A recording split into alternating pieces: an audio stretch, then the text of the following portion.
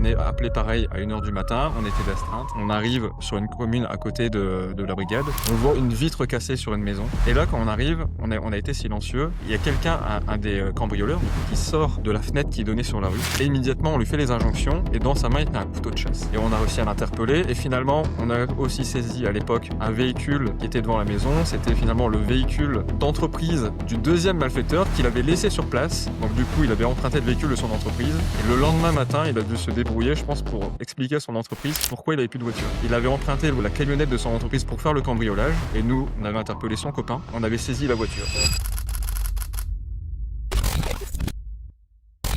Bienvenue dans ce nouvel épisode de Paroles de guerrier. Je suis aujourd'hui avec Alexis qui était gendarme dans différentes unités, qui va nous raconter aujourd'hui son parcours. Alexis est aujourd'hui préparateur mental. Bienvenue Alexis dans le podcast. Est-ce que tu es prêt à nous partager ton parcours? Merci Benjamin de ton invitation, ça me fait vraiment plaisir. Bonjour à tous. Donc comme tu l'as dit Benjamin, j'ai été gendarme pendant une dizaine d'années. J'ai été sous-officier de gendarmerie dès mes 21 ans en fait. Et j'ai pu, à travers ma carrière, passer par plusieurs unités.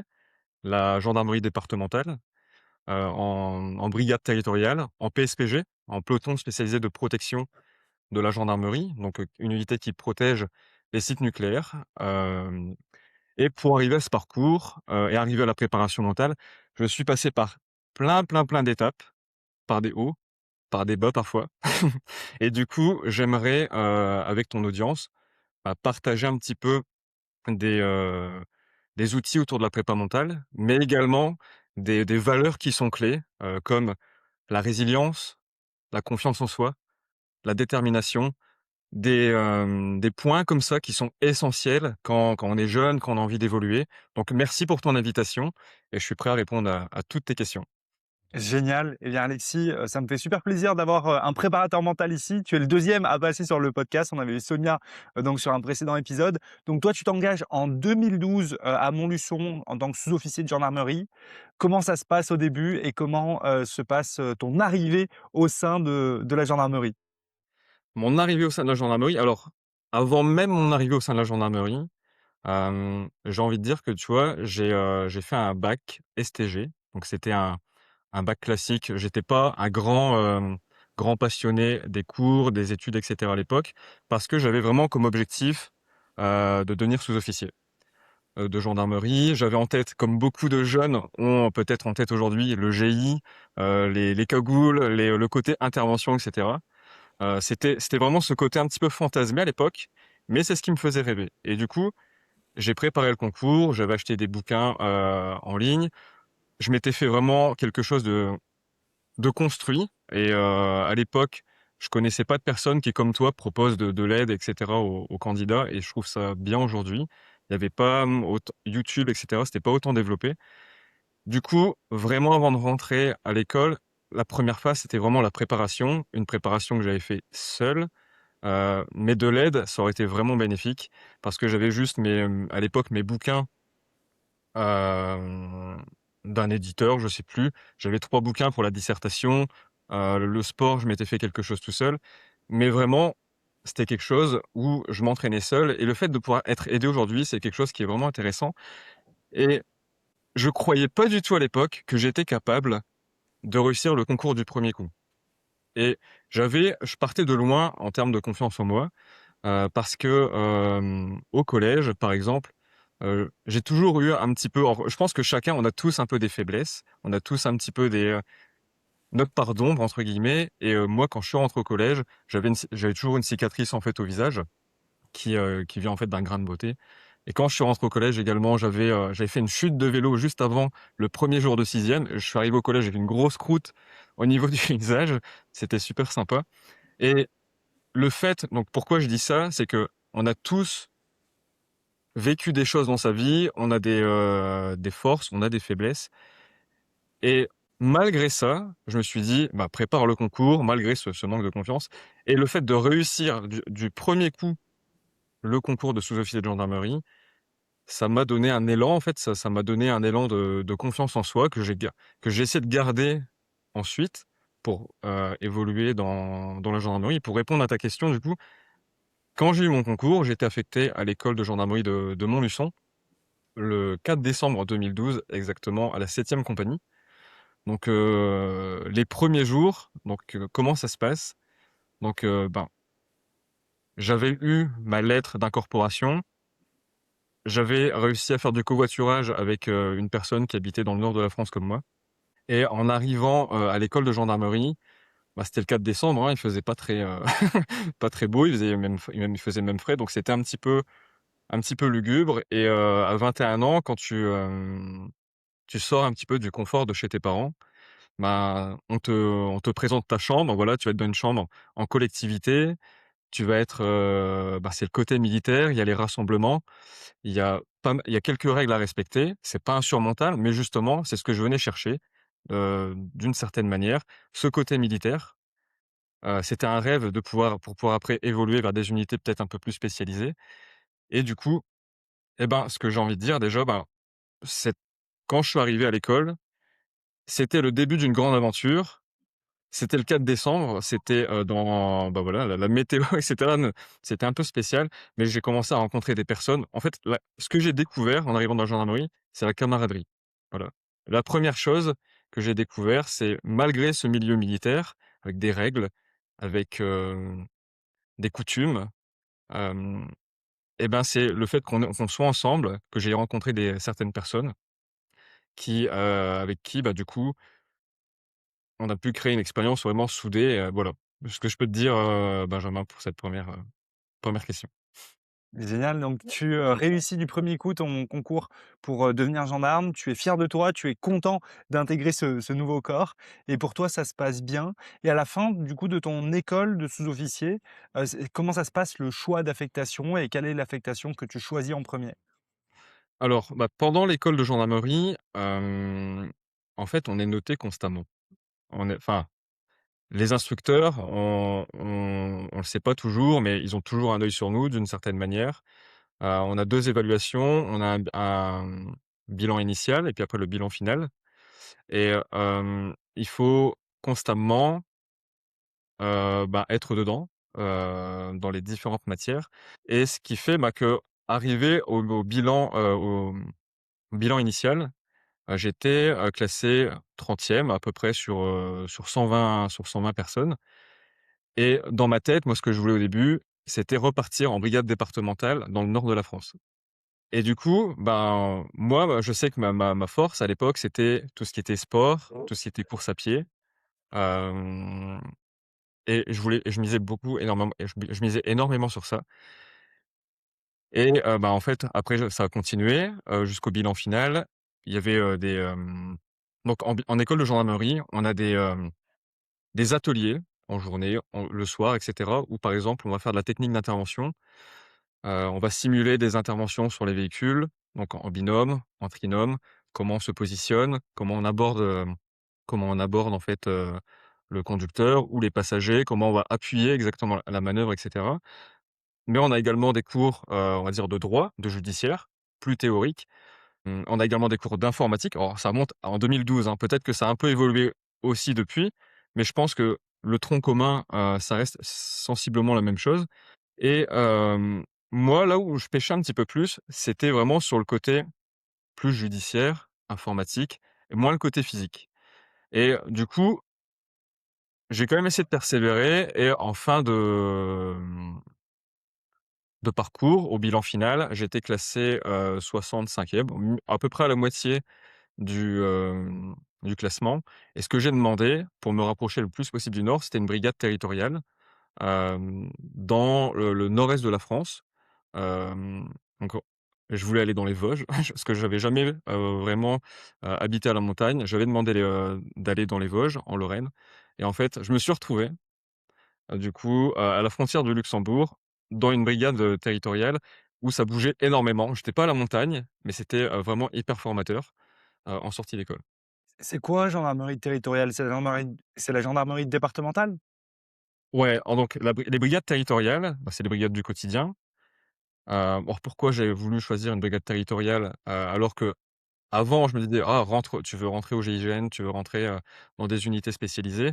C'était que ce qui était important pour moi également, c'était de pouvoir, ne pas forcément partir en déplacement régulièrement, mais pour pouvoir, dans mon idée de l'époque, hein, garder une vie de couple, pour pouvoir construire des projets et du coup, pour moi, la brigade départementale où tu fais des patrouilles, sur ta circonscription, où tu prends des plaintes, où tu fais tes interventions de jour et de nuit, c'était un bon compromis pour après, dans l'idée d'intégrer peut-être un PSIG, un peloton de surveillance et d'intervention de la gendarmerie ou une autre unité.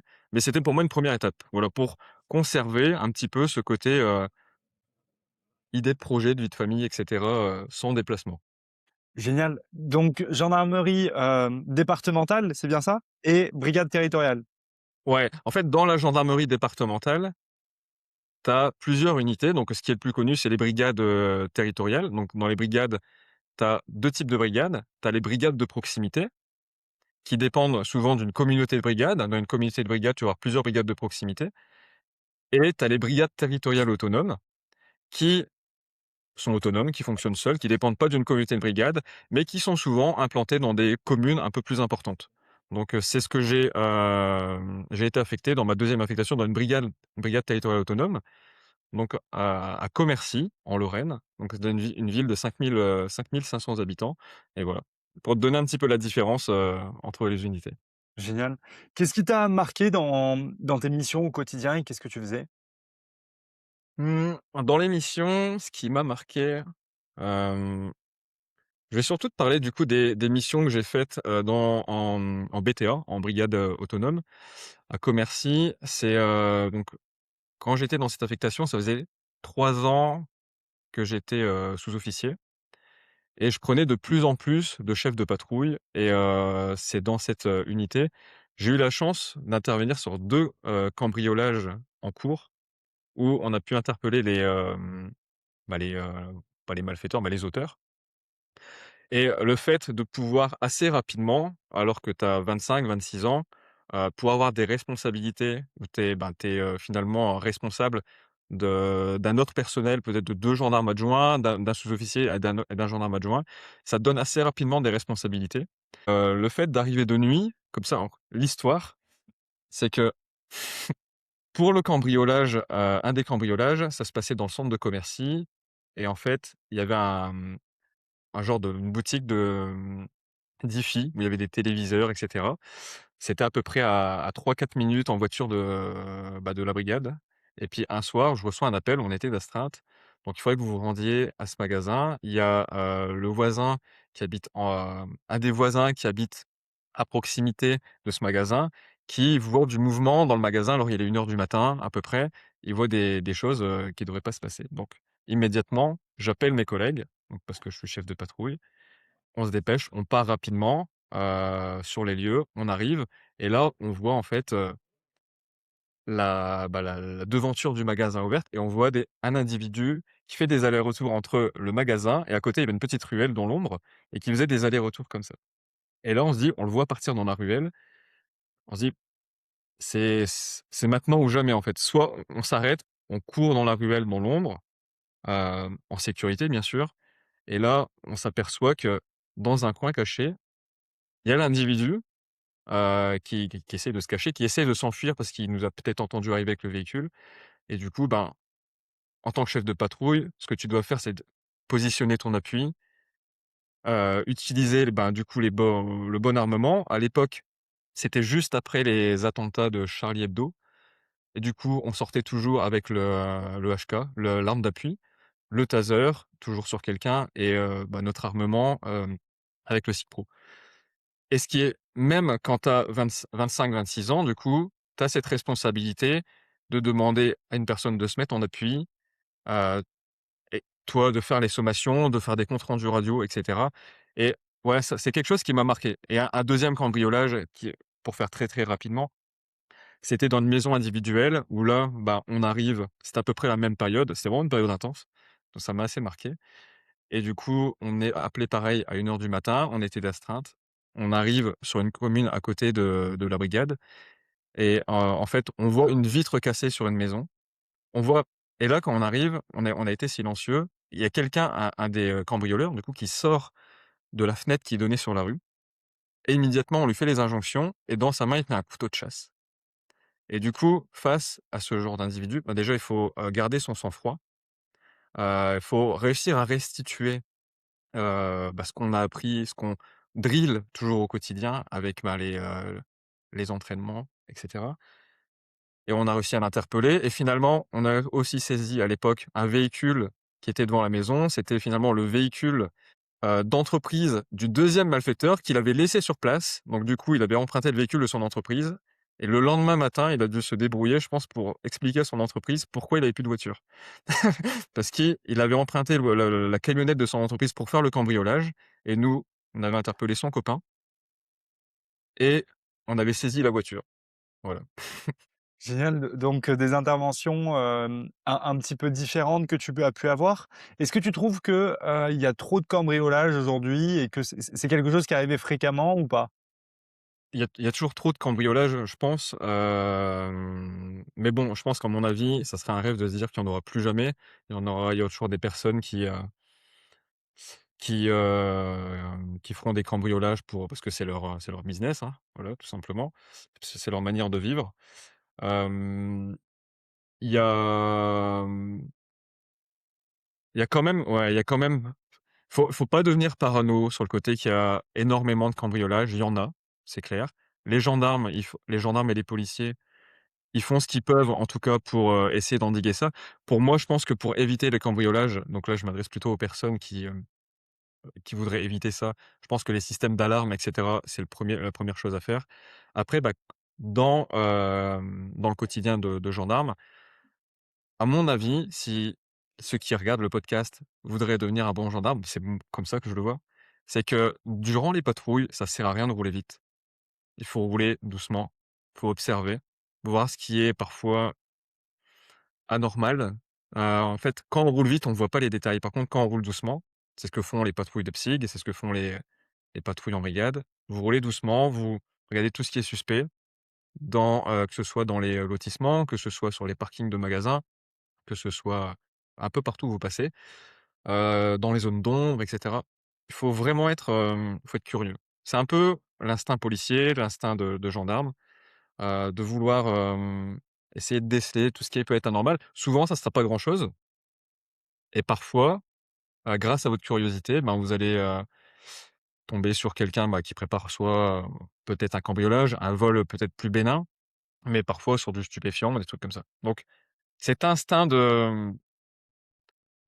d'observer, de prendre le temps de rechercher et cetera, c'est vachement important et ça commence en école, en fait. Parce que quand vous faites des entraînements de contrôle de véhicule, parfois les instructeurs, parce qu'ils savent que ça va se passer comme ça dans la réalité, ils vont poser quelque chose sur le tableau de bord, à l'arrière, ils vont demander à la personne d'avoir un certain comportement. Du coup, il faut rester lucide. Il faut faire preuve de discernement lorsqu'on approche, comme ça, lorsqu'on est en intervention ou même juste en patrouille.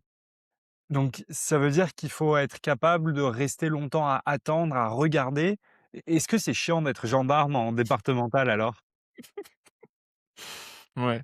Écoute, je pense qu'en fait, chaque métier est fait, on a tous on se dirige tous vers une voie qu'on choisit, en tout cas qu'on essaie de choisir. Moi, je trouvais pas ça chiant parce que de nature, quand tu veux rentrer dans ce métier, quand tu veux faire des patrouilles, c'est parce que tu as envie au fond de toi, c'est intrinsèque. C'est ce qui te motive. Tu as envie de faire des flagrants délits, tu as envie pour la population, d'essayer qu'il y ait moins d'infractions. Donc tu chasses un peu les infractions. Donc non, moi je trouvais pas ça chiant. C'était mon quotidien, c'était ce qui me faisait vibrer et je pense que les personnes qui veulent passer le concours, elles doivent aussi se demander, pourquoi en fait je veux faire ce métier? On arrive sur les valeurs, ça c'est nos valeurs personnelles, ça touche un peu le côté prépa mental, mais au fond, on a tous des valeurs, des motivations intrinsèques et la première question à se poser, c'est: «Pourquoi je veux faire ça?» Pourquoi pour moi? Pourquoi pour les autres? Pourquoi pour la population?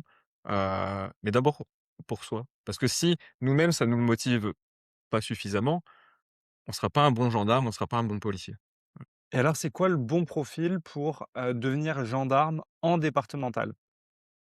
Un bon profil en gendarmerie départementale, déjà, la première chose qui me vient à l'esprit, c'est de savoir être multitâche.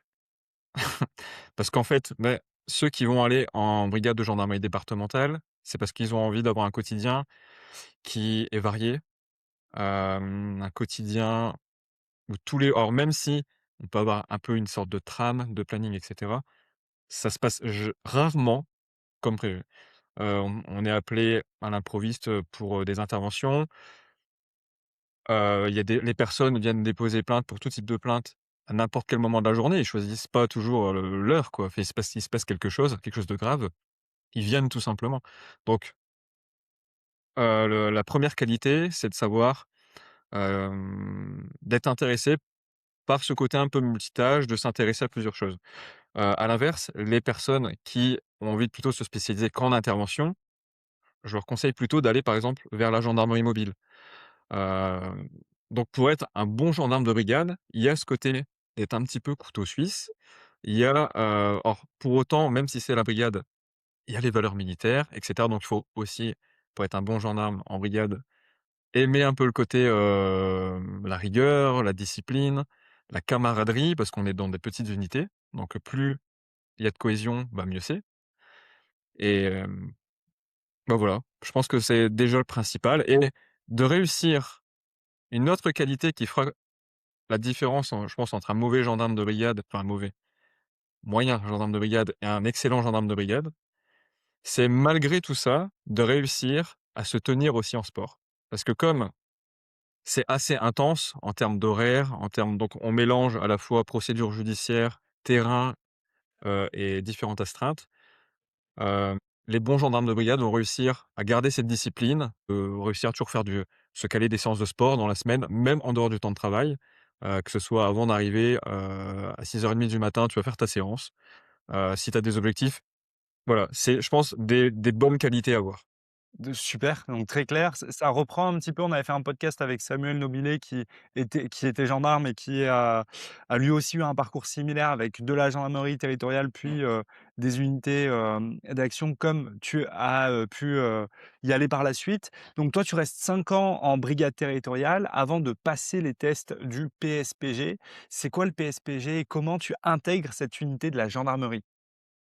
Hem, le PSPG, là, c'est le peloton spécialisé de protection, de la gendarmerie. C'est une unité qui a été créée, aux alentours des années 2010. Sur les sites nucléaires, donc sur les centrales nucléaires. Parce que, bah, les centrales nucléaires, c'est, des PIV, des points d'intérêt vitaux pour l'État si toutefois, bah, ces sites sont attaqués. Donc on peut le voir dans l'actualité aujourd'hui, il y a tout type de menaces, les drones, les attaques terroristes à l'époque avec Charlie Hebdo et cetera. Et d'ailleurs, c'est suite aux attentats qu'ils ont aussi renforcé, certains sites nucléaires. Et ben, les PSPG sont là pour, on va dire, faire intervenir pour du contre-terrorisme nucléaire. Sur les sites nucléaires, les PSPG, ils sont dans, l'échelle d'intervention. Il y a 3 niveaux, donc il y a le niveau 1, on va dire, c'est les intervenants, le niveau élémentaire. Le niveau 2 de sur l'échelle d'intervention, c'est le niveau intermédiaire, donc avec les PSIG, avec les BAC et cetera. Et le niveau 3, on va trouver le GIGN, le RAID, la BRI, PP à Paris. Et sur les sites nucléaires, bah, le PSPG, il est au niveau 3. Sur site, on est classé niveau 3 pour intervenir parce qu'on est sur site, on est formé directement par, donc on a des moniteurs, des formateurs relais en intervention spécialisés qui sont formés directement par le GIGN. Donc du coup, en fait, on a directement des retours, du GIGN pour être formé, quand on est opérateur en PSPG. Et c'est intéressant ces unités parce que, bah, déjà c'est un entre 2 entre, on va dire, les PSIG et les antennes GIGN et le GIGN.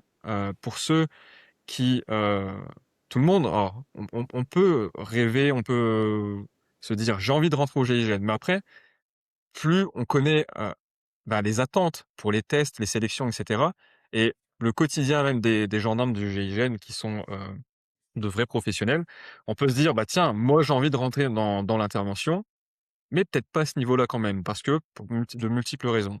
Et les PSIG, les PSIG-sabres, les PSPG, c'est à mon avis, des bonnes alternatives. pour pouvoir tirer, beaucoup plus avec l'armement, pour pouvoir faire des manœuvres beaucoup plus intéressantes. On touche au niveau d'intervention spécialisée. En gendarmerie, on a deux niveaux d'IP, on va dire, d'intervention professionnelle. Donc on a l'intervention professionnelle qu'on apprend en école et par exemple le GIGN ou les PSPG, ben, on est formé à l'intervention spécialisée.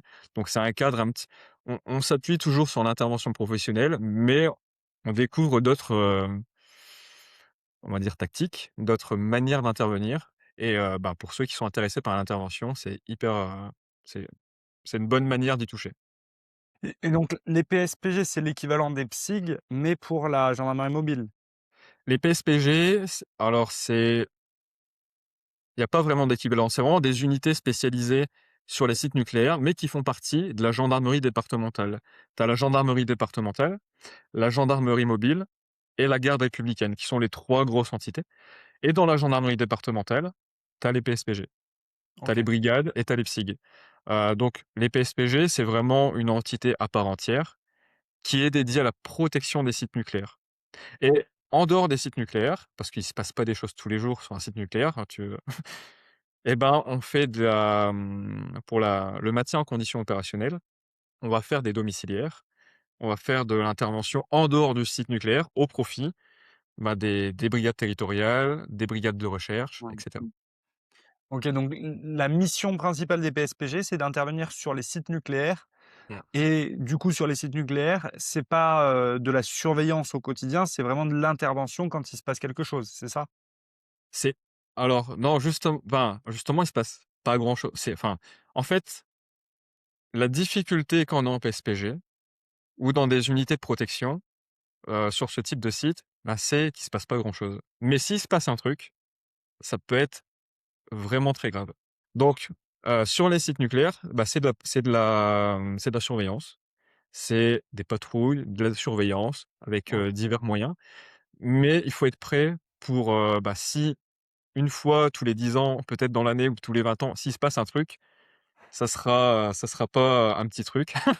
Donc il faut vraiment être prêt pour ça et il faut réussir à garder la motivation au Ouais. quotidien, ben, parce que c'est toujours peut-être un peu les mêmes choses qu'on va faire, pour se préparer à ça. Mais par contre, là où on peut garder de la motivation, bah, c'est que pour le maintien en condition opérationnelle, les unités extérieures à nous, ils nous demandent, parce qu'on a des moyens spécialisés du coup, on a un savoir-faire spécial, ben, notre concours pour l'interpellation d'individus, voilà, qui ont fait des cambriolages, qui font des trafics de stupéfiants et cetera. OK, donc au quotidien, PSPG, c'est de la patrouille, sur les sites, c'est de la présence, de surveillance Ouais. et de temps en temps, vous pouvez faire des interventions au profit des brigades territoriales et après vous allez beaucoup vous entraîner également, avoir plus de créneaux, d'entraînement spécialisés, créneaux de tir, tout ça. C'est bien ça? Énormément. Alors tu as beaucoup plus de sport, beaucoup plus de tir que dans les unités, comme en brigade et même en PSIG. On fait quand même beaucoup plus de tir, de drill, au niveau intervention et cetera, ouais. Génial et ça se présente comment un entraînement donc, un entraînement de protection d'un site nucléaire? C'est vous, simulez une attaque, terroriste sur le site nucléaire et vous devez protéger le site, c'est comment? Exactement. Alors, je pourrais pas tout te dire parce que, bah, du coup, en fait, Oui. on a une habilitation enfin, on a des On habilitations va secrètes. garder ce qui est secret, secret, on va éviter de donner des idées, mais mais pour, les jeunes qui veulent rejoindre cette unité pour, Ouais, qu'ils comprennent un petit peu l'entraînement, les journées, comment ça se ouais. passe. En PSPG, à l'époque où, donc c'est chaque PSPG organise l'unité, à sa manière, même s'il y a des grandes lignes. Là où je me trouvais, on fonctionnait donc par exemple sur un mois, on avait par exemple, dans le mois, on avait une semaine d'astreinte où, on avait plusieurs sections dans le PSPG. On avait 4 sections où on était à peu près, une petite vingtaine dans chaque section, d'opérateurs de PSPG et quand on était dans cette semaine d'astreinte, on faisait que de l'IP, que de l'IS. On s'entraînait à driller, on avait en fait une usine désaffectée, donc en dehors du site nucléaire, hein, où, bah, on s'entraînait à tout ce qui était effraction, à tout ce qui était interpellation, donc soit pour s'entraîner sur le maintien en condition opérationnelle, sur les interventions normales, on s'entraînait, bah, sur interpeller un trafiquant de enfin, je sais pas, des personnes qui faisaient qui étaient dans le trafic de stupes, mais on s'entraînait aussi, donc au niveau IS, intervention spécialisée, à intervenir sur un terroriste, par exemple, ou plusieurs terroristes. Donc à investiguer de nombreuses pièces, bah, sur comment on se positionne, comment, on passe tel passage de porte, telle ouverture, et aussi sur la communication, sur la discrétion. Parce que ce qu'on travaille le plus on évolue dans les unités comme en PSPG, en antenne GI, en GI, le un des, facteurs différenciants, c'est la discrétion. Au bout d'un moment, on connaît les techniques, mais ce qu'on va travailler le plus, c'est la communication et la discrétion. Donc, sur, comment on va aller se position enfin, comment on se positionne, mais surtout, on fait attention, on marche, on a énormément de matériel, on a à peu près 40 kilos d'équipement entre le casque, le gilet pare-balles et cetera. Donc c'est, la on pourrait très vite être décelé. Donc la discrétion, c'est un élément important. Du coup, le quotidien sur le site, donc je vous ai dit, sur un mois, on a à peu près une semaine où on est, d'astreinte pour l'instruction. Mais également dans cette semaine, c'est là où on peut être appelé pour des interventions. En général, il va y avoir une, 2 interventions durant la semaine. Quand on a une intervention, on est souvent prévenu la veille, donc c'est pas comme en brigade où c'est sur le moment, T, on doit partir directement, c'est de l'imprévu. Là non, souvent c'est planifié parce que c'est des, grosses enquêtes et du coup, ben, souvent on va être prévenu la veille et on va, bah, se regrouper tous ensemble pour parler de, bah, voilà, quelle est la target, c'est quoi la cible, comment, l'intervention va se dérouler avec, qui est dans tel véhicule, qui a tel armement, quelle est la tenue, est-ce qu'il y a du camouflage à avoir, qui va être observateur, qui va être dans la colonne d'assaut, et cetera, et cetera. Voilà. Et en dehors de cette semaine d'astreinte, c'est les vacations sur site, donc de la surveillance, essentiellement pendant les 3 autres semaines. Génial. Donc ça, c'est, vos semaines classiques, comment ça se passe de manière habituelle et au niveau, de l'entraînement, quand vous tirez, donc, c'est quoi, les séances de tir que vous allez faire? Est-ce que c'est que du tir, classique en stand de tir à 20 mètres? Est-ce que vous faites beaucoup d'exercices dynamiques? Est-ce que vous faites, aussi des exercices à balles réelles en déplacement? Ça se passe comment les entraînements, dans ce type d'unité? Ouais. Alors, pour le tir, hem, on va un peu plus loin que dans les unités, du quotidien qui pourtant, bah, eux, il faut quand même le rappeler, c'est eux qui sont exposés le plus au danger parce que c'est des unités, on est moins nombreux quand on intervient, on a moins de matériel et cetera, donc c'est eux qui prennent le plus de risques. Mais quand on est en entraînement de tir, par exemple en PSPG, déjà on a beaucoup plus de cartouches, tout simplement pour pouvoir, tirer, s'entraîner et ouais, on va s'entraîner à tirer en mouvement, à tirer, on va répéter énormément les gestes, donc en cas d'incident de tir, tout ce qui peut arriver avec une arme, hein, tous les divers incidents, les rechargements tactiques, qu'on peut effectuer pour pouvoir recharger rapidement en cas de besoin. La communication dans la colonne, donc si la personne, devant qui fait feu, bah, elle a plus de munitions, elle va aller comment on va aller se replacer dans la colonne, comment on va prendre, du coup, l'appui à la place et cetera. Donc on va faire du tir en mouvement, on va aussi faire du tir fixe, hein, bien sûr, parce qu'il faut travailler les 2 dans toutes les positions, un peu dans tous les contextes et voilà. C'est vrai que c'est assez varié, donc après, c'est pas le GIGN non plus, hein. Le GIGN, ils font sûrement, des choses, encore, plus poussées, mais c'est un entre-deux entre la brigade et les antennes. En termes de tir, on peut vraiment se faire plaisir et comme je disais juste avant, ce qui fait la richesse des entraînements, c'est qu'on a des lieux comme, bah, des anciennes usines désaffectées et cetera, où on peut se permettre, bah, de faire de l'effraction, de tester pas mal de choses, voilà, des cas concrets pour simuler et comme en prépa mentale, bah, en fait, plus on simule, plus on répète, à force, ça crée des réflexes, ça crée des ancrages et du coup, c'est comme ça qu'on progresse, c'est de l'apprentissage. C'est là par la répétition, par le drill et toi, Benjamin, bah, même dans ta carrière, tu as été officier dans l'armée de terre, c'est ça? Oui, j'étais lieutenant dans l'armée de terre. Oui, donc le Ouais, drill et le drill, entraîner, bah, ouais.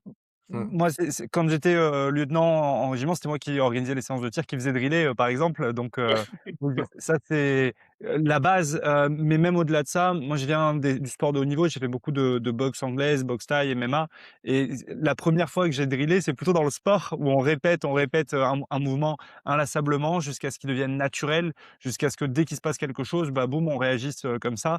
Donc en Mmh. boxe, je sais pas, quelqu'un envoie un crochet, bah, on sait, on esquive, sur la droite, on sait quoi faire et c'est naturel et dans l'armée du coup, au niveau des tactiques, bah, c'est la même chose et ce que, tu as pu faire en tant que gendarme, bah, c'est ce qu'on fait aussi, dans l'armée et c'est le cas partout et Ouais, on dit souvent dans l'armée qu'il faut faire du drill, mais pas que, qu'il faut aussi avoir une partie, réflexion un peu intelligente parce que bien si on sûr. fait que du drill, boîte de conserve et que c'est toujours un mouvement, qui est naturel, donc le drill boîte de conserve, c'est un terme qu'on utilise beaucoup dans l'armée. C'est en fait on tire, 5 munitions, sur une cible papier, on éjecte son chargeur, on ramasse les étuis et on les met dans une boîte de conserve parce qu'on a fait notre tir. Mais en fait, il y avait, il me semble que c'était la police à New York, vous direz dans les commentaires, pour les connaisseurs. Mais la police de New York faisait beaucoup de drills de boîtes de conserve de cette manière-là et en OK. fait, sur le terrain, ils se retrouvaient à quand ils interpellaient quelqu'un, bah, plusieurs fois, il y a des policiers qui ont tiré et qui ont tiré 5 munitions. Ils ont récupéré les étuis, ils les ont mis dans leur poche. Parce qu'en fait, ils étaient drillés à ça et du coup, ils apprenaient tellement à tirer de cette manière-là qu'ils apprenaient plus à tirer intelligemment et que du coup, leur entraînement, en fait, n'était pas efficace. Donc Ouais. l'objectif, c'était, répéter, répéter, répéter un geste qui soit mécanique, mais en même temps garder cette intelligence de terrain et aujourd'hui, c'est ce qu'on fait dans l'armée. On a quand même des méthodes d'apprentissage du tir qui sont vraiment bien. Après, ça dépend des unités dans lesquelles on est. Moi, quand j'étais à Saint-Cyr, par exemple, on faisait beaucoup de drills sympas, déplacements, du tir sous différents angles.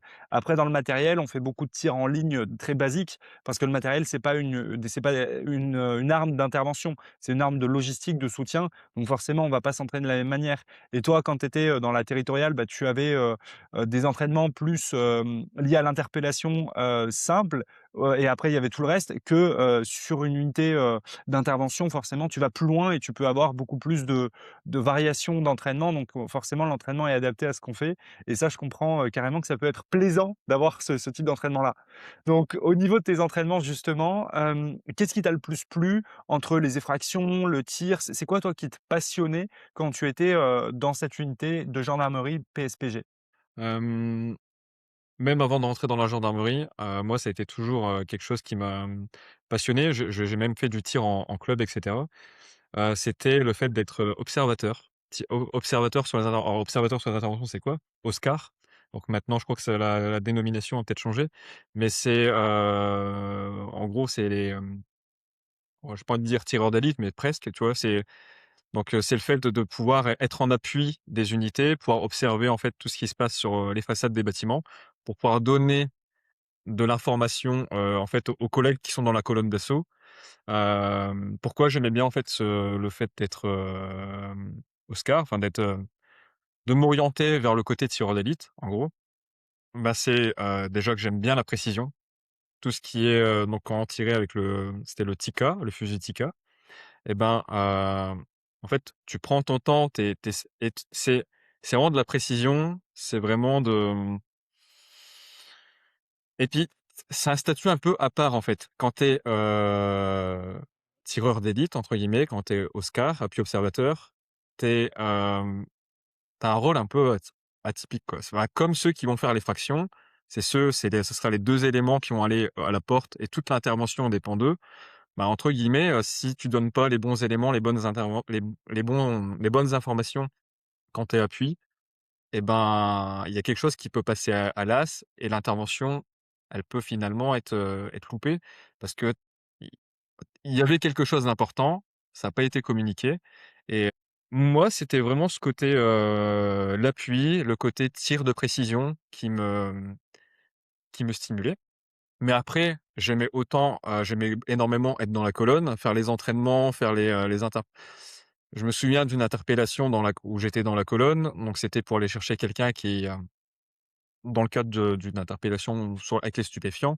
Donc quand tu rentres dans une habitation pour aller chercher la personne, moi, quand tu es dans la colonne, ce que je trouve de puissant, c'est que tu sens qu'on fait bloc, tu rentres donc on est entraîné pour, rentrer dans un ordre particulier dans les pièces, mais tu sens que ça fait vraiment et c'est ce qu'on recherche, de la fulgurance où tu vas, faire un peu comme un rouleau compresseur et puis on est tous un peu collés, on se dispatche après en binôme, trinôme et cetera pour entrer dans les pièces, mais quand tu arrives avec cette masse dans l'habitation, cagoulée, avec les pistolets, avec les lasers et cetera à 6:00 du matin, tu sens vraiment que tu as la surprise, enfin, mais quand tu es dans la colonne, tu ressens il y a une forme de stress parce que, ben, tu te dis: «Bon, il faut qu'on restitue ce qu'on a fait à l'entraînement, il faut qu'on soit bon, parce qu'on est spécialisé dans ça». S'il y a aussi un danger particulier, si l'individu, il a une arme, si même une arme blanche ou une arme à feu et cetera, ben, il faut réussir à être rapide, à restituer les bons gestes et ce stress, en fait, c'est d'adrénaline, ce bon stress par contre, c'est quelque chose qui me plaisait aussi énormément. Donc il y a le côté précision, calme, dans le côté appui observateur que c'était quelque chose qui collait bien avec ma personnalité parce que j'aime bien ce côté calme, mais aussi être dans la colonne d'assaut parfois pour ce côté adrénaline, ça fait du bien, quoi. T'as juste une envie, comme c'est pas souvent dans le mois, t'as une semaine d'astreinte, parfois dans ta semaine d'astreinte, tu vas voir qu'une inter, mais t'as qu'une envie, c'est d'y aller, quoi. C'est que c'est tu tous les entraînements, tout ce que tu fais, ben, c'est pour ce moment-là, donc il faut agir avec professionnalisme, mais tu sens que c'est ce qui te nourrit, quoi. Quand tu es dans ce genre d'unité, t'as as, que ce moment-là, quoi. T'attends que le fait d'être dans la colonne avec les camarades et voilà, on restitue ce qu'on a appris. Est-ce que tu te sens invincible quand tu es dans une colonne d'intervention de la gendarmerie? Il faut pas, non, il faut pas se sentir voilà, tu te sens puissant parce que tu as l'énergie collective, mais justement, faut plutôt que de se sentir invincible, je pense qu'il faut se sentir plutôt, à l'inverse, tu vois? Il faut enfin, en même temps, c'est un mélange des 2. Il faut se sentir puissant avec le collectif, mais par exemple, quand tu sais que la personne en face est armée, il faut même toujours soupçonner qu'elle peut être armée, je dirais Non. et être prudent quand même, tu vois? En même temps, c'est un mélange de fulgurance et de prudence qu'il faut avoir pour dès lors que tu passes une pièce, tous les réflexes que tu as de regarder directement dans l'angle, de regarder derrière la porte, regarder même, ouvrir les armoires et cetera pour vérifier qu'il y a personne il faut vraiment être prudent en même temps. Mmh. Fulgurance et prudence, ça va avec, tu vois? Est-ce que tu as déjà vécu une intervention qui s'est mal passée? Hem, Avec mes collègues, non. J'ai déjà vécu des interventions, difficiles, par rapport à, donc là, plutôt en brigade sur des accidents de la circulation, des trucs comme ça. Donc pour les collègues, ça s'est pas mal passé en soi, mais il y a certains contextes quand tu interviens, c'est des contextes très dégradés. Parfois, tu as 26 ans, 27 ans, tu es chef de patrouille. Si tu vas arriver sur des lieux où bah, il y a des victimes, blessées ou des victimes qui sont décédées.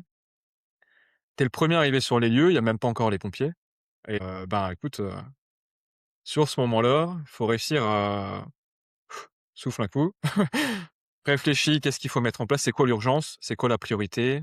Faire les bons comptes rendus parce que, ben, quand tu es tout seul, le plus important aussi, c'est de demander le soutien d'autres personnes qui vont arriver, demander l'appel des secours, des pompiers, d'autres unités pour faire, la circulation ou commencer, une enquête.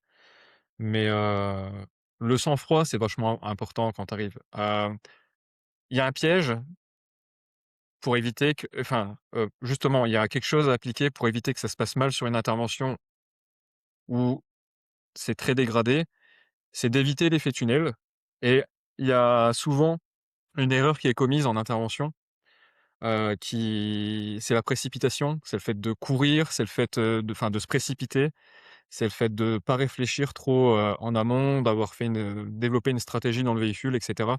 Bon, stratégie, c'est un grand mot, mais d'avoir, parlé avec les collègues pour dire, bah, comment on va se positionner, quel est ton rôle, à chacun et cetera. Il y en a par, je sais pas, par peut-être méconnaissance ou par manque d'entraînement, ils vont se préc ou par mauvaise gestion du stress, vont se précipiter et du coup vont faire des erreurs. Parce que sous stress, on perd énormément de, on perd vraiment en restitution de ce qu'on sait faire habituellement et du coup, ça fait des erreurs et du coup, pour répondre à ta question, non, d'interventions qui se sont mal passées, j'ai pas vraiment de souvenirs à mon sens, que ça se soit mal passé. Par contre, des interventions où c'était vraiment en milieu dégradé, où, tu te dis: «Ça pue. Pourquoi ça tombe sur moi maintenant?» Bah, en fait, la vie, elle te demande pas ton avis pour te dire: «Bah, voilà ce qui va se passer». Et ben, faut savoir garder son sang-froid, sa lucidité et restituer. Donc c'est pour ça le drill encore comme tu disais tout à l'heure où tu me parlais des sports de combat que tu faisais et cetera. Bah, là, le drill d'intervention et même de garder de, dans son quotidien, c'est pour ça que je dis un bon gendarme départemental, c'est celui qui va continuer à faire du sport aussi, parce qu'il y en a qui peuvent se laisser aller, on va dire, dans ce cercle, dans ce quotidien où il y a énormément de choses qui se passent. Et ben, celui qui continue à s'entretenir physiquement, à driller ses gestes d'intervention professionnelle, à garder les basiques et même à chercher à évoluer, bah, dans ces situations-là, il sera meilleur. Parce qu'il va pouvoir garder son sang-froid, il va mieux restituer. Donc, voilà Benjamin, c'est ce que je peux te dire. Génial. Alors toi, si je comprends bien, ce qui t'a le plus plu entre, la brigade territoriale et le PSPG, c'est le PSPG? Je dirais pas que c'est ce qui m'a le plus plu. Ça a été, 2 expériences différentes. En brigade, ce qui m'a vraiment intéressé, c'est la diversité, le fait de rencontrer plein de personnes. Dans une brigade, tu vas rencontrer à la fois des maires, les maires des communes, hein, tu vas rencontrer des, chefs d'entreprise, tu vas rencontrer, des responsables d'associations, tu vas rencontrer la police nationale, tu vas rencontrer d'autres entités, la population, tout type de personnes dans la population, des personnes qui sont dans la galère à des personnes qui vivent très aisément. Tu rencontres énormément de monde et tu fais vraiment partie de la vie des communes sur lesquelles tu interviens. Ça m'a énormément intéressé. En PSPG, c'est le côté plus élite. Alors que même si PSPG, c'est pas l'élite de la gendarmerie, c'est déjà spécialisé, mais c'est le côté là, un peu de perfectionner, de driller, le côté d'être spécialisé, d'être un peu expert en intervention. Ça m'a ouais, ça m'a nourri, tu vois? Mais au-delà de ça, après, bah, je suis parti du PSPG parce que pour moi, le fait d'être, je me disais: «Mais en quoi tu vas être spécialiste plus tard?» Si tu devais être spécialisé dans quelque chose, bon, soit après c'était une antenne GIGN, le GIGN pour vraiment devenir spécialiste. Est-ce que c'est la psychologie, la prépa mentale qui t'attire le plus? Et à un moment donné, en PSPG, après je me suis dit: «Bah, la suite de ma carrière, ce que j'ai envie de faire par la suite, c'est vraiment de me consacrer à la prépa mentale, mais pour les forces de l'ordre, pour mixer un petit peu les 2, tu vois?» OK, génial et qu'est-ce qui fait que tu retournes en du coup, c'est en 2020, tu retournes en brigade territoriale? Ouais, bah, en fait, hem, ça va peut-être plus parler à du coup là des personnels qui sont déjà d'active. Hem, il y a des personnels qui vont rentrer en gendarmerie, qui vont faire une carrière complète. Parce qu'ils vont, avoir un objectif qui va les amener à faire 40 ans peut-être au sein de la gendarmerie. Il y a des personnels qui, à un moment donné, vont se dire: «Bah, tiens», bah, comme moi, on peut-être avoir un projet. Moi, à un moment donné, je me suis dit: «Tiens, c'est la préparation mentale que j'ai envie de développer maintenant». J'ai à peu près fait le tour, à mon sens, de ce que je voulais faire en gendarmerie après 10 ans et en 2020, juste au moment où il y avait, juste avant le covid, du coup, moi, ce que j'ai décidé, à la fin du PSPG, après 3 ans, c'était de déjà faire une première «tentative» entre guillemets de reconversion dans le domaine, alors que c'était pas de la prépa mentale, mais dans ce domaine-là, entre guillemets, d'organiser des ateliers sur, tout ce qui était confiance en soi, gestion du stress et cetera, mais pour tout type de public. Et à l'époque, je m'étais dit: «Bah, tiens, c'est ce qui t'intéresse, essaye déjà, mets-toi en congé sans solde». Donc c'était pas une démission, c'était, le fait de prendre entre guillemets «des vacances non rémunérées» pour pouvoir avoir une période pour tester, en fait, de cette activité. Donc je suis parti pendant 6 mois, après le PSPG, pour essayer, bah, déjà moi essayer de trouver, bah, comment en fait me positionner dans cette dimension du mental. Et en fait, au bout des 6 mois, et ben écoute, j'avais pas encore vraiment trouvé comment me positionner auprès de mon public.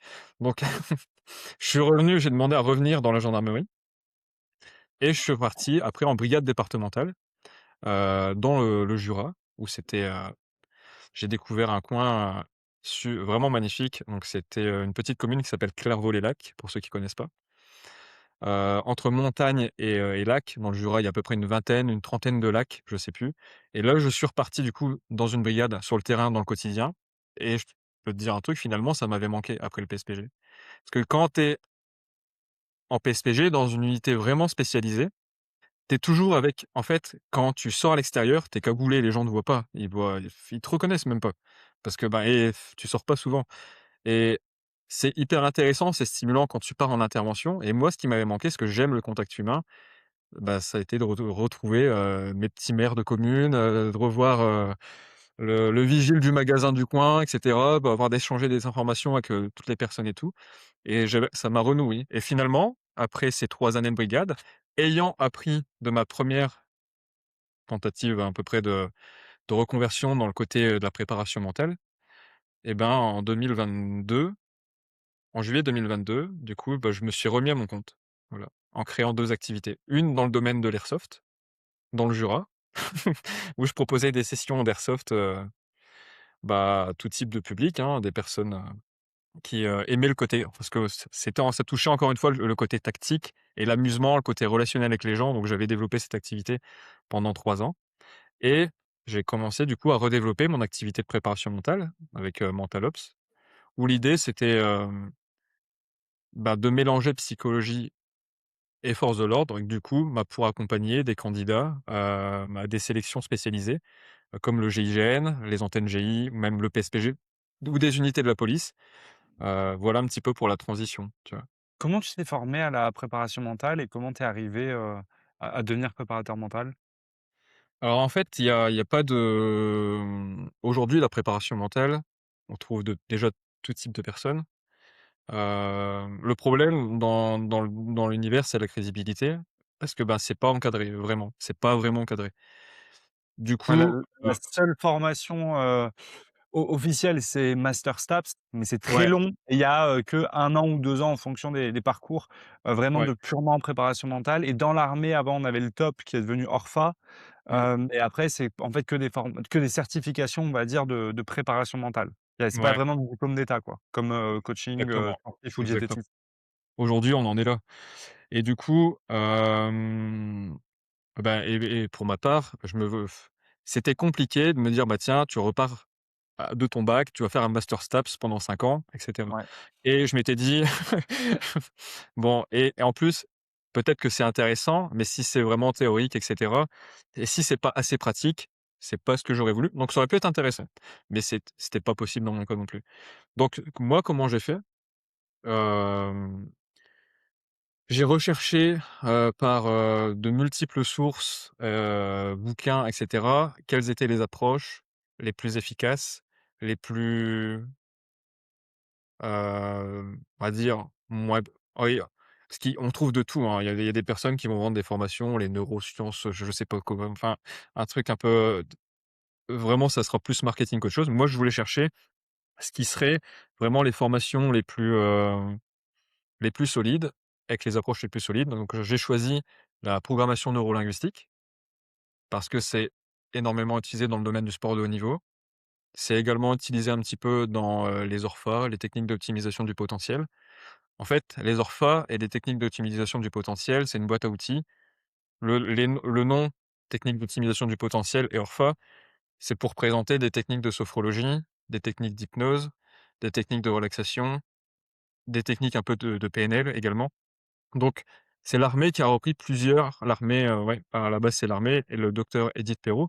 Ils ont repris plusieurs, en fait, approches et moi, non, en fait, quand on veut rentrer dans l'univers de la préparation mentale, déjà, là, je pense que la première question à se poser, c'est quel type de préparateur mental tu as envie de devenir? Avec quelle boîte d'outils avec quel outil qui te convient le mieux?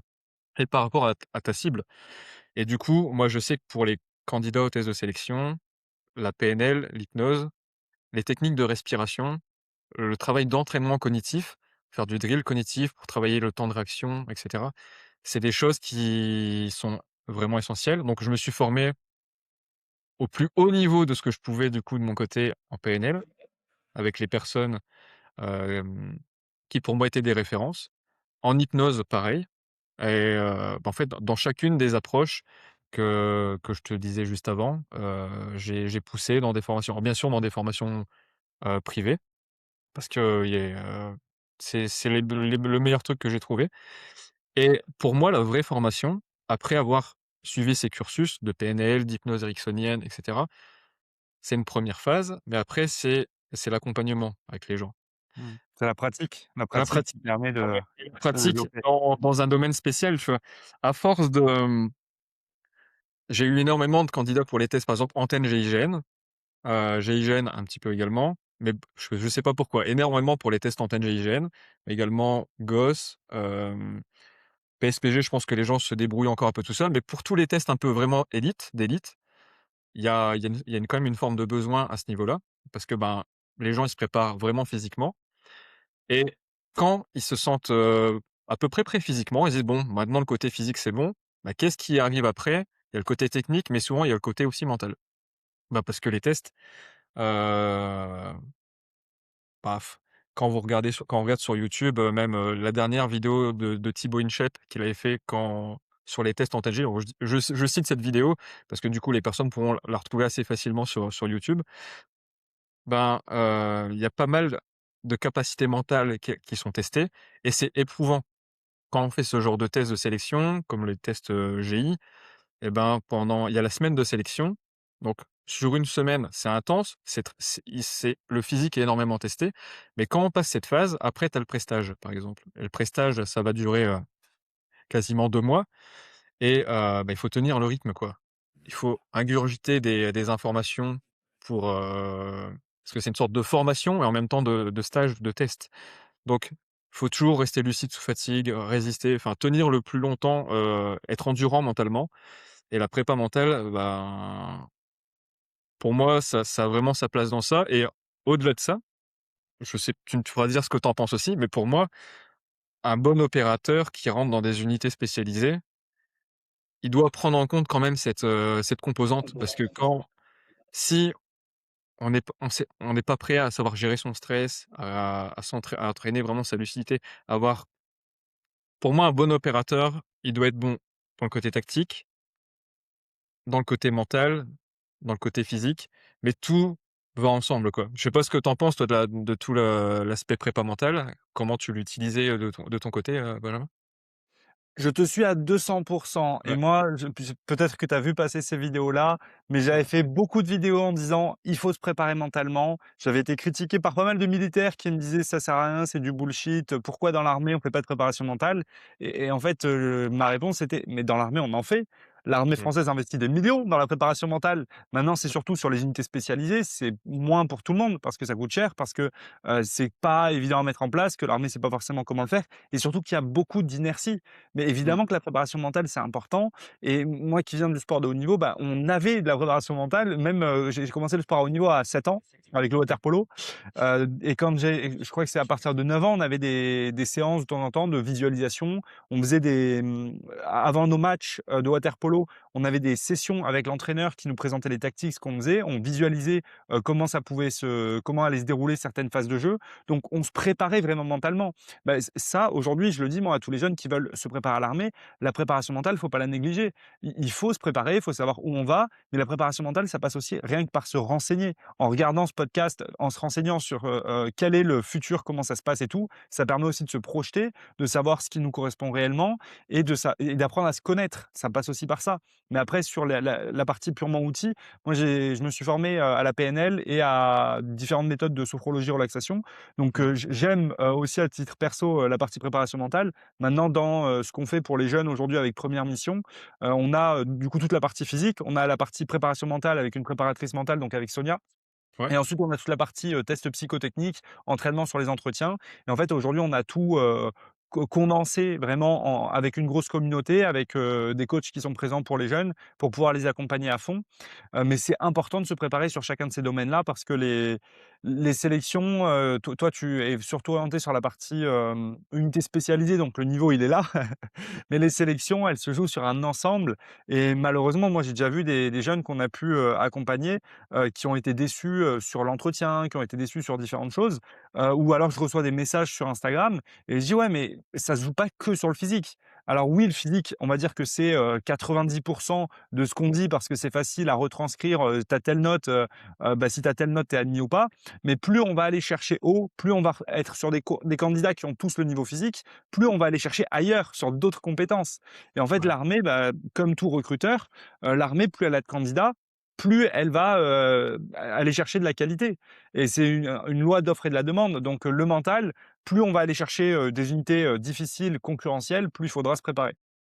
Exactement, bah, ouais, je suis complètement d'accord avec toi et du coup, je pense que ce qui est, identique entre, ben, des personnes qui vont passer le concours, juste les concours, hein, ou qui vont préparer des tests de sélection qui sont plus exigeants. Peu importe en fait les tests, je trou à chaque fois il y a des demandes, sur l'accompagnement qui reviennent le plus.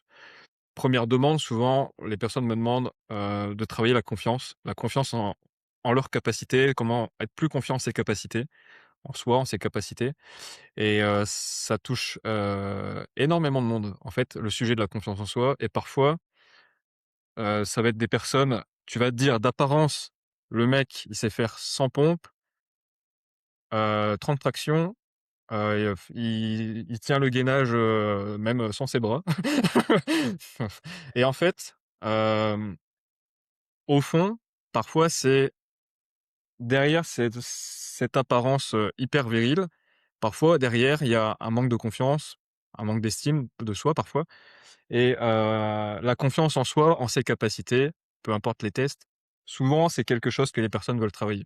Pour les entretiens, comme tu as dit, les entretiens, par exemple, au GI ou pour les antennes GI ou pour les PSPG ou le RAID et cetera, c'est assez particulier, hein, c'est vraiment une épreuve en soi et si les personnes, hem, bah, vous posent des questions vont être assez affirmatifs, vont dire qu'elles sont pas d'accord avec vous, vont essayer de vous rentrer dedans. En fait, c'est simplement pour voir, bah, comment on va réagir à ça. Si on sait gérer ses émotions, si on va savoir se vendre quand même et cetera. C'est une épreuve et derrière, dans l'entretien, il y a énormément de mental et du coup, ben, ce que doit proposer Sonia, c'est génial parce que, bah, du coup, ça permet, bah, de travailler en profondeur. Il y a des entretiens, du coup, pour les concours et donc l'aspect confiance en soi, en ses capacités, c'est une demande, hem, que énormément de personnes me demande de travailler sur ça. Donc si vous dites: «Ah j'ai envie de travailler sur ma confiance en moi», c'est pas que vous êtes moins que les autres et cetera, parce qu'on vous pouvez vous dire ça, non, ça peut toucher énormément de personnes. Ensuite, Alors je vais ouais. te donner un petit exemple, un peu différent. Moi, il faut savoir que j'ai 2 activités. J'ai aussi une activité sur la partie santé, longévité et on Ah oui? accompagne beaucoup de cadres dirigeants. Il y a des mecs qui arrivent, qui ont 50 ans, qui ont, une entreprise avec, des centaines de salariés et en fait, niveau confiance en eux, ils se sentent pas au top et Mmh. parfois, ils veulent aussi travailler là-dessus. Ils ont des doutes, ils se posent des questions, mais d'apparence, ils sont blindés et d'apparence, on a l'impression que tout va bien pour eux. Mais en fait, c'est enfoui au fond d'eux et ils vont le révéler, mais pas forcément au premier abord. Donc, effectivement, la confiance en soi, on a tous des moments de doute et moi, pour être transparent, parfois, aujourd'hui, je lis quasiment plus les commentaires que je reçois sur Instagram, sur TikTok, parce que parfois, quand je lis des trucs, ça fait mal, quoi, et ça attaque l'ego et petit à petit, j'avais fait des vidéos où j'en avais parlé, mais en fait, ça attaque et on est tous sensibles à différents degrés et ça peut, déstabiliser sa confiance en soi. Donc la confiance en soi, il faut savoir comment la bosser et tout ce que tu dis là, Alexis, c'est super pertinent. Je te remercie et la confiance en soi, comme tu dis, il y a des PDG des fois ou des directeurs d'entreprise qui peuvent en avoir besoin et même au sein des forces de l'ordre, ben, là, les personnes vont passer le concours et une fois arrivées sur le terrain, bah, il y a la confiance en soi déjà, par exemple, ne serait-ce que sur des entraînements, prendre en main une manœuvre où vous devez diriger, bah, 2 autres collègues avec vous, bah, savoir donner des ordres simples, sur, bah, comment vous allez vous déplacer, la mission de chacun et cetera. Bah, quand vous êtes chef de trinôme ou chef d'équipe, selon comment on appelle ça, bah, pour certaines personnes, ce côté de prendre cette position de leader, de chef d'équipe, bah, c'est pas bah, enfin, bon, pour moi, c'était pas évident non plus et ben, s la confiance en soi, ça peut se travailler sur ça et après, bah, à tout niveau, pour d'autres personnes qui vont être, adjudants-chefs, chef de colonne d'assaut, tu vois? Chef de groupe de colonne d'assaut, bah, c'est pas évident non plus de savoir gérer des manœuvres, en intervention spécialisée pour aller, choper un terroriste et en fait, prendre en main 12, 14, 16 personnes. Il y a des grosses responsabilités aussi derrière, la confiance en soi, le côté leaderships. En fait, il y a des paliers et je pense qu'à chaque fois qu'on évolue dans la vie, bah, il y a des inconnus, il y a des choses qu'on n'a pas encore fait, on s'y confronte et la confiance, elle est remise en jeu. Donc c'est pas un problème le manque de la confiance en soi, c'est juste que vous évoluez, bah, vers quelque chose, bah, c'est un bon signe en fait quoi. Donc c'est que vous avancez, voilà, il y a de l'inconnu, donc il y a ça et souvent il y a aussi et ça peut toucher peut-être des candidats, au concours, il y a aussi souvent la peur de l'échec.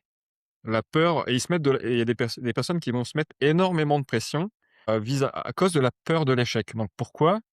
Bah, parce que, hem, les personnes ont souvent investi, ceux qui se préparent vraiment, énormément de temps, parfois d'argent, parfois, elles font des sacrifices pour se préparer et bah, du coup, s'ils échouent, ça veut dire, bah, ce qu'ils ont mis en place, bah, ils se disent: «Ah ça va servir à rien, quoi». Donc ils anticipent l'échec et ça leur met de la pression et du coup, ben, ça joue sur leur prépa. Ensuite, la peur de l'échec, elle peut aussi venir de l'environnement. On veut pas décevoir, papa et maman, on veut pas se faire moquer par les collègues parce qu'on n'a pas réussi les tests GI ou et cetera et que les gens nous disent: «Ah, il a pas réussi, il est naze» et cetera. Alors que non, attends, toi, tu t'es présenté au test GI, tu as fait les tests antennes, tu as tenté le concours sous off, ceux qui te disent ça et qu'est-ce qu'ils ont fait? Voilà, tu peux regarder ça et ce qui est important, voilà, c'est vous, votre avis sur vous-même. Voilà. C'est deux trucs que je vais te partager parce que la confiance, la peur de l'échec, ça revient quasi systématiquement dans les accompagnements. Clairement. Merci pour ce partage sur la partie préparation mentale. Maintenant, j'aimerais qu'on revienne Ouais. un petit peu sur ton parcours dans la gendarmerie, heu et qu'on voit, selon toi, les différents profils qui pourraient aller en gendarmerie. Pour toi, c'est quoi les qualités qu'il faut pour devenir gendarme?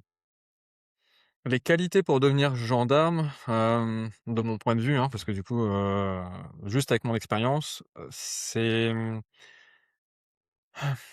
déjà de travailler le côté physique. Donc, même si je pense que il faut quand même alors, il y a dans la gendarmerie, il y a des postes qui nécessitent moins le côté physique, dans des postes dans le judiciaire et cetera. Donc même si vous aimez pas trop ça, le côté sport et cetera, il faut vous forcer. Parce que je pense que ça c'est quand même important pour un bon gendarme, ben, quand tu vois tes collègues, il faut pouvoir compter sur tout le monde, sur le plan opérationnel. Donc si vous, voulez devenir un bon gendarme, le côté physique, c'est quand même important. Même à moindre niveau, juste de pouvoir, être un minimum opérationnel. Ensuite, ce que je dirais, c'est quand même l'assiduité. Même si, vous avez, bah, voilà, vous sortez de chez vos parents pour ceux qui vont passer le concours et cetera, si vous rejoignez la gendarmerie, ou la police ou une autre entité, c'est des forces, de sécurité intérieure ou même l'armée, bah, il y a un cadre et pourquoi il y a un cadre? Ben, le cadre, il sert, à ce que ça fonctionne, à ce que toute cette entité qui est composée de dizaines de milliers de personnes, bah, ça fonctionne et pour qu'une intervention fonctionne, pour que le quotidien de l'unité fonctionne, ben, il faut savoir arriver à l'heure le matin, il faut savoir, être un minimum carré, en fait, dans ses procédures en gendarmerie. Si vous voulez rentrer en gendarmerie départementale, il faut être un minimum organisé, discipliné, il faut avoir un minimum de cadre. Au-delà du côté physique, du coup, pour pouvoir, bah, pour être un bon GD, un bon gendarme départemental. Et alors, si je devais te donner un troisième truc, la camaraderie, c'est important. Hem, que ce soit dans l'armée, la police ou la gendarmerie, et je pense qu'on retrouve pas exactement la même chose dans le milieu privé. C'est des entités où, on n'attend pas de vous, de faire du chiffre d'affaires, de faire, des résultats, comme dans certaines entreprises. On attend de vous une mission de service public. Vous avez la chance de ça, vous avez pas d'objectifs, financiers et cetera et du coup, ce qui est important, c'est de pouvoir travailler ensemble pour mener à bien cette mission et la camaraderie, Ça tourne autour de quoi? Ben, ça va être, la pause café, ça va être faire du sport ensemble, ça va être de vous retrouver parfois le soir pour faire un petit barbecue, ça va être de débriefer après une intervention, ça va être d'encourager un camarade qui veut passer des tests, ça va être de comme moi quand j'ai préparé les tests du PSPG, je m'entraînais, donc j'étais sous-officier, je m'entraînais avec un gendarme adjoint, il s'appelle Hassan, donc lui, aujourd'hui il est dans la police. Et on s'entraînait, ensemble, tous les matins avant d'aller, au travail. Donc on se levait à 6 heures. Donc on arrivait dans les garages de l'unité, avec la capuche comme ça. Et puis on se retrouvait à 2, puis on mettait les tapis, il y avait pareil un pneu, il y avait la barre à traction et tous les matins, pas tous les matins, mais 4-5 fois dans la semaine, bah, on se retrouvait et en fait on se motivait à 2 pour dire: «Allez, aujourd'hui on fait un peu plus». On se motive et en fait c'était un moment hyper agréable. Après on était satisfait après la séance, mais on était à 2. On était, c'est une cohésion, quoi. Donc on peut faire ça à 2, à 3, à 4, enfin voilà, comme vous voulez pour les entraînements. Mais la camaraderie, ça fait partie, je pense, de l'armée, de la police et de la gendarmerie. Ah mais clairement, c'est important. Qu'est-ce qui t'a le plus plu dans ton parcours de gendarmerie? Hem, bon, je dirais que c'est la fierté de représenter, la nation.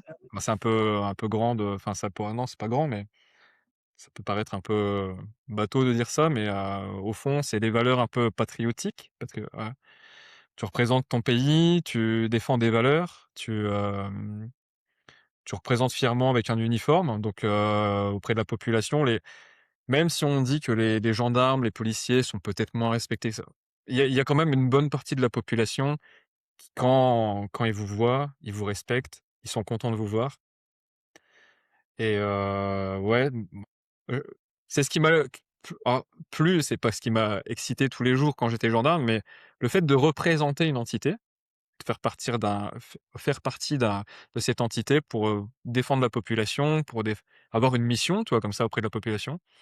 C'est quelque chose qui était important pour moi, Benjamin. Génial. Et Mmh. qu'est-ce qui t'a le moins plu aussi dans la gendarmerie? C'est important de parler des Ouais. aspects qui peuvent déranger dans un métier. Moi, j'aime vraiment dire, aux jeunes, qu'est-ce qui est bien, qu'est-ce qui est pas bien et j'ai toujours été transparent là-dessus, c'est ma manière de faire. Mais je pense que ça permet aussi de faire les bons choix, de savoir ce qui est fait pour nous. Alors, en tant que gendarme, qu'est-ce qui t'a le moins plu dans ta carrière? Alors encore une fois, ce que je vais dire, ça me concerne moi avec, moi ce qui me plaisait, hein, du coup, ce qui me plaisait, ce qui m'a toujours plu, c'était le côté intervention, le côté, être à l'extérieur en fait, être sur le terrain. Il y a des personnes qui sont différentes et qui vont aimer le côté, d'être, plutôt dans les bureaux, enquêter, faire du judiciaire pur, des auditions et cetera. Donc ça dépend des personnes, ce que je vais dire. Moi, ce que j'ai le moins apprécié, c'est, bah, qu'on est donc moi j'ai été gendarme de 2012 à 2022 et ben, c'était il y a pas si longtemps, mais c'est, sûrement encore à peu près pareil. On est quand même dans une ère où, bah, la gendarmerie a besoin d'avoir des données, a besoin d'avoir des chiffres pour savoir, ben, combien de personnel recruter, pour pouvoir justifier, les opérations auprès des ministères. Donc on doit faire quand même pas mal de comptes rendus. Il y a pas mal quand même de quand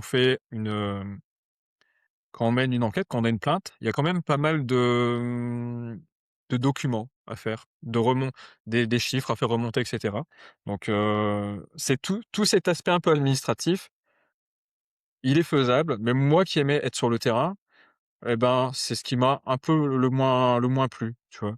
Mais alors pour certaines personnes, elles vont adorer parce qu'elles vont adorer rédiger les auditions, elles vont aimer, faire toutes les empreintes, investiguer, donc faire tout ce qui est technique, d'investigation criminelle, arriver sur les lieux, prendre des photos, faire des procès-verbales d'investigation. Il y Ouais. en a qui adorent ça, être procédurier et cetera et moi, c'était plus le côté terrain. Donc après en gendarmerie, il y en a pour tout le monde. Même si j'ai moins aimé le côté paperasse et ben, moi, j'ai envie de dire que ceux qui ont envie d'aller plus sur le terrain, donc soit comme moi, ils prennent un peu sur eux pendant 3-4 ans, bah, ils passent par là. Ils font un peu la paperasse, ils arrivent en GD et après ils vont en psyg, en PSPG. Soit, bah, il y a une autre voie, c'est d'aller en gendarmerie mobile, où il y a quand même beaucoup moins de côté, procédure. Ils sont beaucoup plus sur le terrain, mais il faut accepter les déplacements. Je pense que dans tout métier, il y a pas un truc parfait, il y a toujours des contraintes quand même des certaines contraintes à accepter. Même quand on est à son compte, ben, il y a des trucs qu'on aime moins faire, il peut y avoir, les impôts, la compta, faire des trucs, particuliers. Donc il faut accepter. Accepter que tout n'est pas non plus, qu'il y a des choses qu'on n'aime pas et tu as raison de poser cette question. Qu'est-ce qui plaît le moins et qu'est-ce qui plaît le plus? Parce qu'il faut savoir être lucide et pas croire que, bah, en fait, la gendarmerie, c'est un fantasme. Il y aura que du que des bonnes choses. Non, bah, il y a aussi des contraintes, hein, ouais. Pareil. Complètement, carrément. Et Mmh. en tant que gendarme, tu avais un logement de fonction? Tu as été logé tout au long de ta carrière? Ouais, alors en fait, bah, en gendarmerie, tu as toujours un logement de fonction, par nécessité de service, à la différence de la police où en fait, ben, ils peuvent être logés ils se logent où ils veulent à l'extérieur, donc avec leur statut de fonctionnaire et nous, notre statut de militaire. Hem, Qu'est-ce que ça engage? Donc c'est vrai que quand tu commences dans la vie active, ça peut être bien pour les jeunes. Financièrement, ça peut être un support parce que, ben, tu as ta rémunération et à côté, tu as ton logement de service et ben, pour commencer, si tu veux économiser, si tu veux profiter un petit peu plus au début, faire des voyages et tout, c'est le bon côté. À côté de ce bon côté, ce qu'il faut être prêt à accepter, bah, c'est que le logement, concédé par nécessité de service, bah, il se trouve sur le lieu de travail. Il se trouve dans tu es en caserne, donc les casernes, c'est pas toujours des casernes avec des barbelés autour, hein, c'est quand même ils ont un peu évolué sur ça. Mais du coup, il faut être prêt quand même à se dire alors on n'est pas obligé de vivre tout le temps en caserne. Tu peux avoir ta maison à côté et revenir pour les astreintes. Mais quand tu es d'astreinte, 2-3 fois, parfois 4 fois par semaine, bah, il faut être dans ton logement et vivre avec parfois ta femme, tes enfants dans la caserne et accepter de pas quitter ce milieu gendarmerie. C'est, bah, parce que tu vois la patrouille partir parfois, tu es quand même dans la caserne.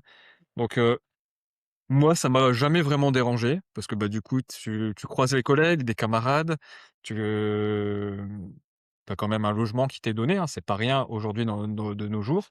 Donc c'est quand même une sécurité, mais il faut accepter aussi ce côté de vivre en communauté et si pour les personnes que ça dérangerait, vraiment ce côté communauté, bah, après il y a la police nationale qui c'est un peu différent. Donc mais ça après c'est juste nos voisins, hein, en termes de travail. Complètement, carrément sur ça.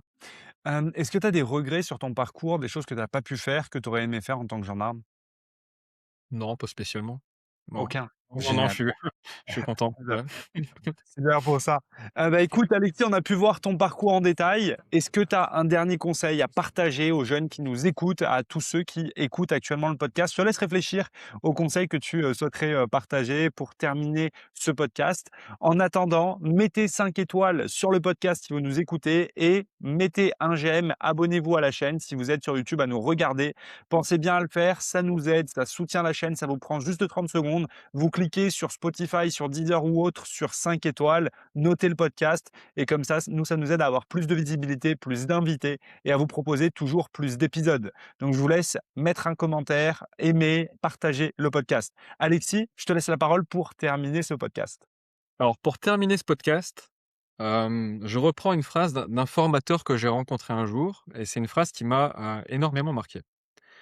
C'est, que la vie, de manière générale, elle va récompenser les personnes qui passent à l'action.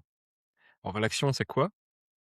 Bah, c'est de tous les jours faire des petits pas, bah, vers ce qui est le plus important pour vous, vers vos rêves, vers vos projets, que ce soit professionnel, que ce soit, d'aller faire des voyages et cetera.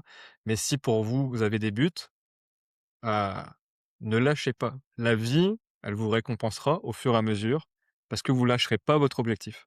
La vie vous récompensera par l'action, par des petits pas réguliers, et parce que vous lâcherez pas ce truc que vous avez en ligne de mire, cet objectif. Donc je voulais juste terminer sur ça. C'est quelque chose, qui est très simple.